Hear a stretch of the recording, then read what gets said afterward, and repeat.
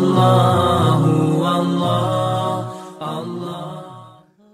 آمینو باللہ و رسولی، ایمان لاؤ اللہ پر اور اس کے پیغمبر پر۔ وَأَنفِقُوا مِمَّا جَعَلَكُمْ، اور خرچ کرو اس چیز سے کہ بنایا اس اللہ نے تم کو جانشین اس میں، یعنی جو مال دولت اللہ نے تمہیں دیا ہے تو اس میں سے خرچ کرو، کیونکہ تم اس اللہ کے جانشین ہو۔ اصل میں یہ مال و دولت اور سب کچھ اللہ ہی کا ہے اور اللہ ہی اس کے وارث ہے۔ انسان سب کچھ چھوڑ چھاڑ کر دنیا سے چلا جاتا ہے، بالآخر اللہ ہی اس کا وارث ہوتا ہے۔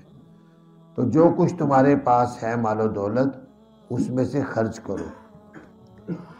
اور دوسری تفسیر کے مطابق اس سے مراد ہر وہ چیز ہے جو انسان کو حاصل ہے، چاہے اس کا تعلق علم سے ہے، چاہے اس کا تعلق جسمانی طاقت سے ہے، چاہے اس کا تعلق عقل سے ہے، کہ اللہ نے تمہیں جو جسمانی طاقت دی ہے اس میں سے خرچ کرو، یعنی اگر کسی کو ضرورت ہے تمہاری جسمانی ہیلپ کی تو اس کی جسمانی مدد کرو۔ اسی طرح اگر کسی کے پاس علم نہیں ہے، تمہارے پاس علم ہے تو اپنے علم سے خرچ کرو۔ اور اسی طرح اگر کسی کو کوئی اچھے مشورے کی ضرورت ہے، تم باعقل ہو، عقل مند ہو، صحیح بات بتا سکتے ہو، تو اس میں سے بھی خرچ کرو۔ تو اس لیے اس میں عموم آ جاتا ہے، جو بھی چیز اچھی اللہ نے تمہیں عطا کی ہے اس میں سے خرچ کرو۔ فَالَّذِينَ آمَنُوا مِنْكُمْ وَأَنفَقُوا لَهُمْ أَجْرٌ كَبِيرٌ، پس وہ لوگ جو ایمان لاتے ہیں تم میں سے اور خرچ کرتے ہیں، ان کے لیے اجر ہے بہت بڑا۔ اللہ تعالیٰ نے حضرت صلی اللہ علیہ وسلم کے ذریعے سے لوگوں کو یہ بتا دیا ہے کہ ایمان کی قبولیت، کسی بھی عمل کی قبولیت کی 3 شرطیں ہیں۔ کوئی بھی عمل ہے کوئی شخص کرتا ہے، اس کے قبول ہونے کی 3 شرطیں ہیں۔ پہلی شرط یہ ہے کہ ایمان ہو۔ ایمان ہوگا تو چاہے بڑی نیکی ہو چاہے چھوٹی نیکی ہو، وہ اللہ کے ہاں قبول ہوگی۔ دوسری شرط یہ ہے کہ وہ اللہ کی رضا کے لیے ہو، اخلاص سے نیکی کی جائے، اس کا مقصد کوئی کسی کی تعریف یا دکھلاوا نہ ہو۔ اور تیسری چیز ہے کہ وہ نیکی جو ہے اتباع سنت سے کی جائے، نبی پاک صلی اللہ علیہ وسلم کے طریقے کے مطابق کی جائے۔ اگر اتباع سنت کے نہیں ہے مطابق، چاہے وہ جتنی بھی خوبصورت نیکی ہے لیکن وہ قابل قبول نہیں ہے۔ حضرت علی رضی اللہ تعالیٰ عنہ جب خلیفہ بنے تو عید کی نماز جب وہ پڑھانے کے لیے پہنچے عیدگاہ میں، تو وہاں دیکھا کہ ایک صوفی آدمی نفل پڑھ رہا ہے، اشراق کے نفل پڑھ رہا ہے یا چاش کے نفل پڑھ رہا ہے۔ تو حضرت علی نے اس کو، جب اس نے سلام پھیرا، اس کو پوچھا کہ تم یہ کیا کر رہے ہو؟ یہاں تمہیں پتہ نہیں ہے کہ عیدگاہ میں کوئی نفل پڑھنے منع ہے؟ کہنے لگا میں کوئی گناہ تو نہیں کر رہا، میں تو نفل ہی پڑھ رہا ہوں۔ حضرت علی نے کہا تم گناہ کر رہے ہو، اس لیے کہ حضرت صلی اللہ علیہ وسلم کا حکم ہے اور آپ کا عمل مبارک ہے، آپ نے فرمایا عیدگاہ میں کوئی نفل نہ پڑھے، اس میں صرف عید کی نماز پڑھی جائے گی۔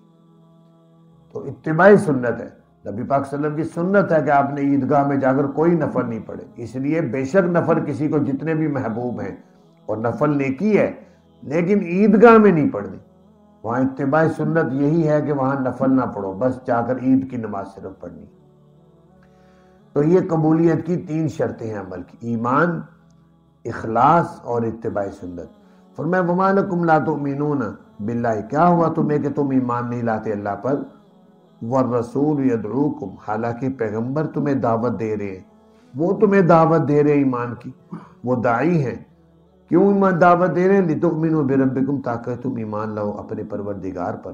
وَقَدْ أَخَذَ مِيثَاقَكُمْ، اور حالانکہ یقیناً لے لیا اس اللہ نے تم سے پختہ وعدہ، اگر ہو تم سچے۔ پختہ وعدہ کب لیا ہے اللہ نے سارے انسانوں سے؟ عالم ارواح میں، اس کو کہتے ہیں عہد الست۔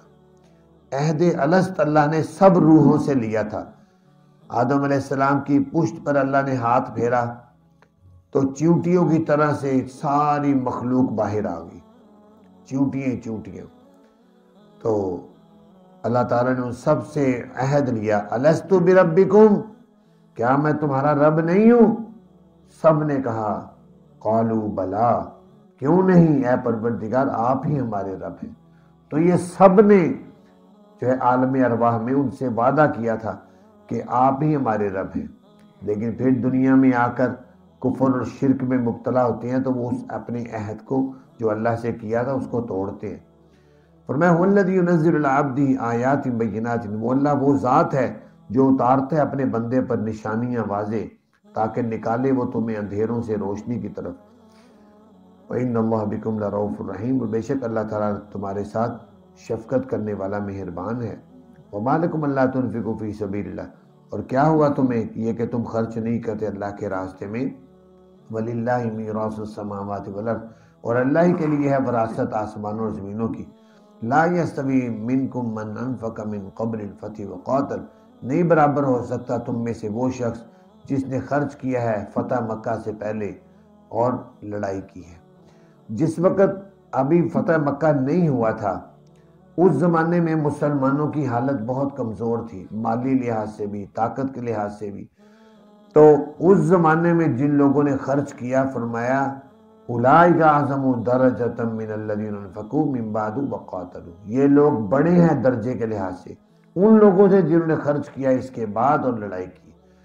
وَكُلًّا وَعَدَ اللَّهُ الْحُسْنَىٰ، اور سب سے اللہ نے وعدہ کیا ہے بھلائی کا، کہ جنتی تو سارے صاحب ہیں، سب سے اللہ نے جنت کا وعدہ کیا ہے، لیکن مشکل حالات میں فتح مکہ سے پہلے جب مسلمان کمزور تھے، مالی لحاظ سے بھی کمزور، اس وقت خرچ کرتے رہے اللہ کی راہ میں، ان کا درجہ بہرحال زیادہ ہے۔ واللہ بما تعملون خبیر، اللہ تعالیٰ ان کاموں کو جن کو تم کرتے ہو خبر رکھنے والا ہے۔ اللہ تعالیٰ سے دعا ہے اللہ تعالیٰ ہمیں قرآن پاک کو سمجھنے کی توفیق عطا فرمائے۔